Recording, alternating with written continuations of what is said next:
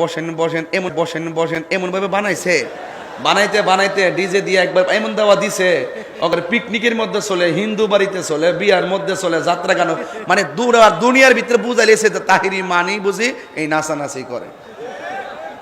এক মাহফিলের সবাই দাঁড়ায় রইছে, এই যে দেখেন কতগুলো লোক দাঁড়ায় রইছেন এখানে।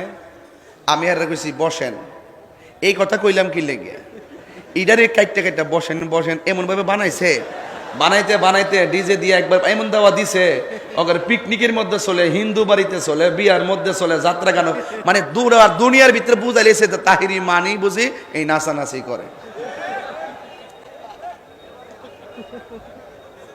তবে হ্যাঁ, কিন্তু মনে কোটি টাকা ব্যবসা করে লইছি, আর বাস কিন্তু আমি খাইছি। কথা কোন ঠিক না বেটি?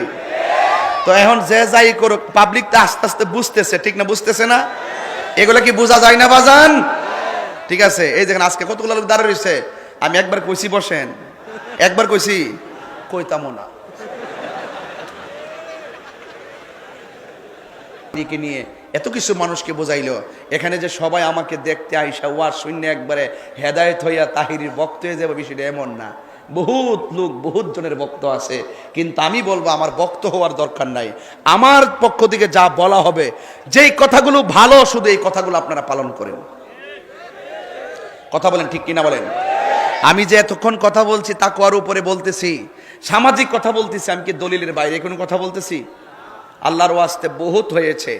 আর এই অনলাইনে যে ইউটিউবগুলো আসছে 100-150, এগুলা যা আসছে কতগুলোই বলে, এগুলা যা আসছে তোমরা আল্লাহর হস্তে কইয়া দিয়া যায় তাহিরি নিয়ে তোমরা বহুত ব্যবসা করছো, আল্লাহর হস্তে আবার দুম দৌ। কথা কন ঠিক না বেঠে?